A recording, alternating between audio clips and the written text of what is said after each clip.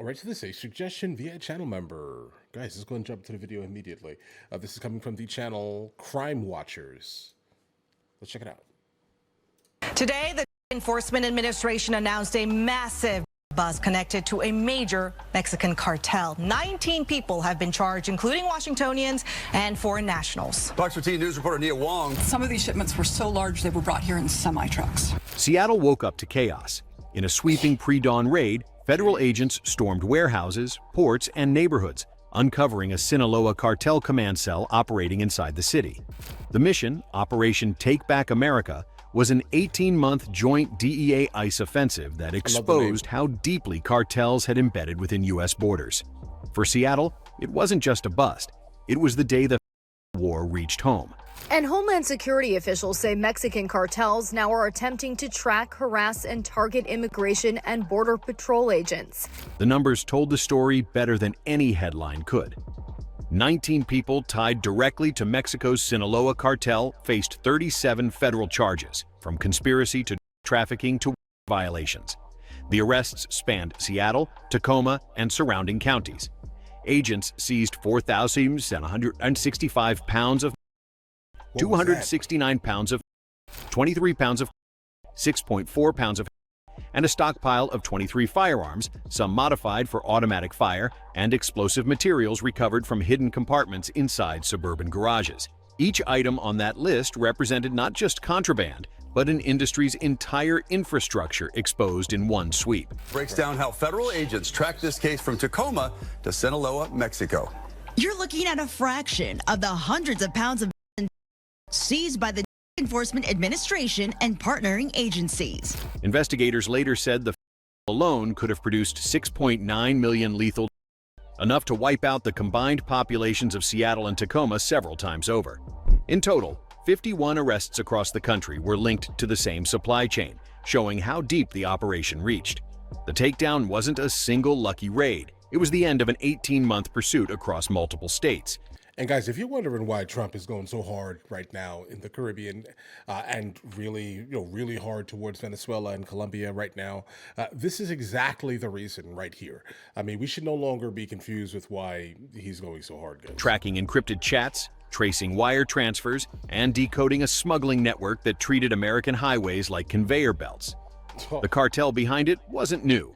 It was the same Sinaloa empire that had spent decades moving product across borders, adapting faster than any government agency could respond. But the structure discovered in Seattle wasn't an import. It was a branch office. The network had found a way to operate from within, merging local contacts, legal trade routes, and financial channels into a self-sustaining system. When investigators followed the trail, they found two names at the center: Rosario Abel Wayne Camargo Bañuelos, 31, and his younger brother Francisco Fernando Camargo Bañuelos, 24. This could have every person in every community in the Puget Sound region. Investigators say this ring distributed deadly up the west coast to Washington. From strongholds in Sinaloa, the brothers managed a pipeline that began in Mexico, ran through California's freight depots, and ended in Washington's ports and warehouse districts. They didn't cross borders carrying. They controlled the people and logistics that did. Freight forwarders, trucking companies, and customs brokers, many of them legitimate businesses, were folded into their plan. The brothers communicated through encrypted channels, routing messages through dummy accounts and foreign servers, their operations blending seamlessly into legal commerce. Semi-trucks carrying fertilizer or household goods also carried tightly sealed chemical containers. Couriers moved shipments through the I-5 corridor under ordinary shipping manifests. The were stored in garages, sheds, and rental properties scattered between Everett and Tacoma.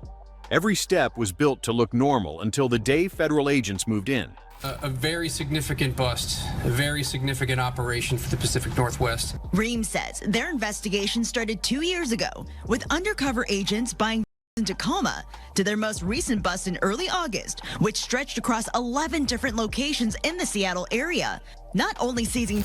Both brothers ran finances through cryptocurrency wallets and shell companies registered in Delaware and Mexico City, giving them the appearance of distant investors rather than traffickers. The money trail showed deposits in digital coins, later converted to pesos or laundered through small import-export businesses. By the time agents traced one transaction, another had already been cashed out.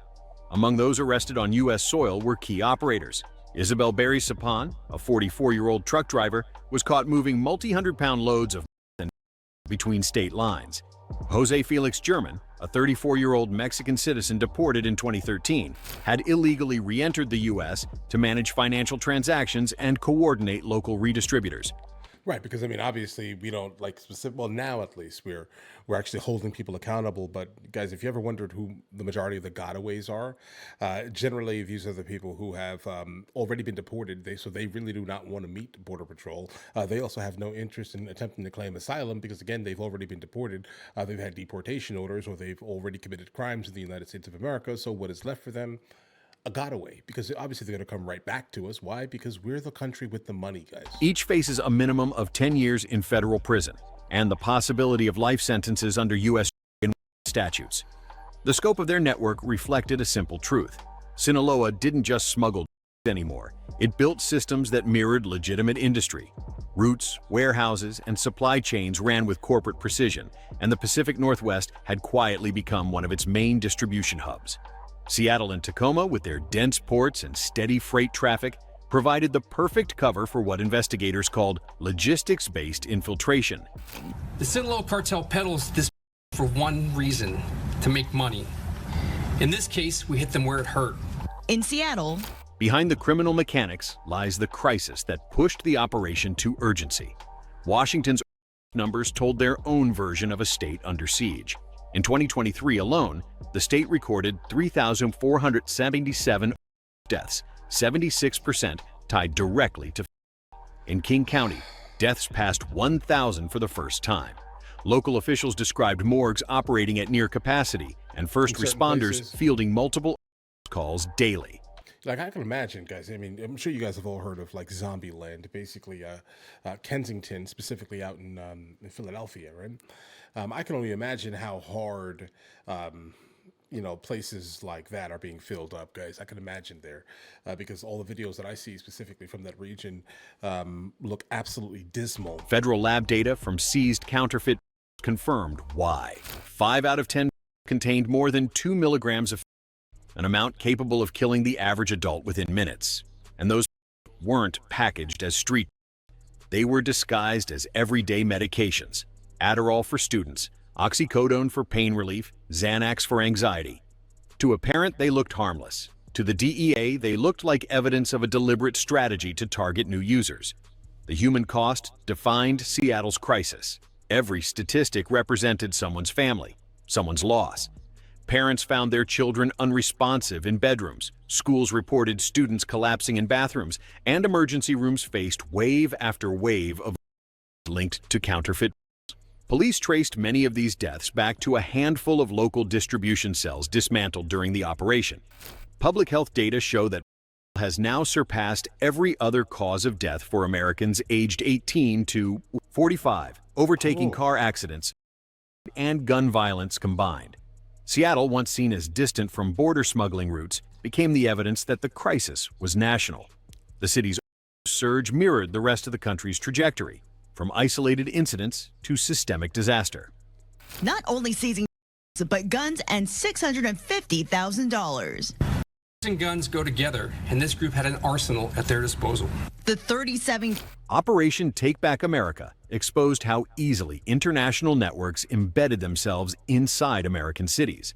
Pretty easily. By the time the first raid, like specifically when Kamala and Biden were in office, guys, I mean, of course, I mean, they were just basically just like coming straight through the border like the border didn't even exist, guys. I mean, yeah, that's how easy it was. began, agents And currently we're down, what, 94.7%? It's a good number. had mapped more than a dozen interconnected cells between Seattle, Tacoma, and smaller towns along Puget Sound. Each group handled a different task: manufacturing, storage, transport, or street distribution, making the network harder to dismantle completely. ICE officials argued that city governments like Seattle's had turned a blind eye to repeat offenders. In their statement, they accused municipal authorities of releasing known public safety threats into the community, citing multiple deported cartel-linked suspects who had returned to Washington undetected. ICE Director of Field Operations stated bluntly, "If local governments refuse to cooperate, we will redirect our assets to enforce the law ourselves. Public safety cannot be optional." The agency's language made clear this was not a temporary campaign. It was a shift in national strategy aimed at dismantling the barriers between federal immigration enforcement and local jurisdictions. Yeah, guys, hold on. Yeah, that's what needs to happen. Listen, don't get me wrong here. States' rights, states' rights, states' rights. But unfortunately, our states do not have borders around them, and because our states do not have borders around them, guess what that means here, guys? If you have a sanctuary city or sanctuary state, you're basically telling the rest of the United States of America, don't worry, we're going to allow these individuals to come in, the gotaways, the people who are here under the guise of asylum, but they're not. They're here for economic migrancy, which is not covered under asylum. But either way, you're allowing these individuals to come into your city. New York State gives them IDs. They want work visas. They want all of these things, right? So they can basically leave their specific state and go to the state they actually want to go to, that just so happens to not be a sanctuary state or city. So again, the fact that there are no borders between our states, and we're allowing 1 week or 3 or 5 week states and cities, right, to basically import these individuals into the country, and then allow them to basically run rampant. Of course, we're running into crime, guys. Right? Now, obviously, not every single individual that is broken into our country is going to commit a secondary or tertiary offense, guys. That's just a reality. But I would say a solid 10% are here to cause nothing but problems for us, guys. They're not here to enrich our country. They're here to just take from it. They're pilfering from our nation while basically disregarding the culture that, let's say, made the country the reason why you ran from your country and came to ours, guys. Okay, that's the reality. My opinion, obviously, but yeah, listen, I'm going to go ahead and leave the link in the description if you guys want to finish this video. But in the meantime, listen, you guys all have an absolutely amazing day. Enjoy your day thoroughly. And if you guys are new here, please like and subscribe. All right?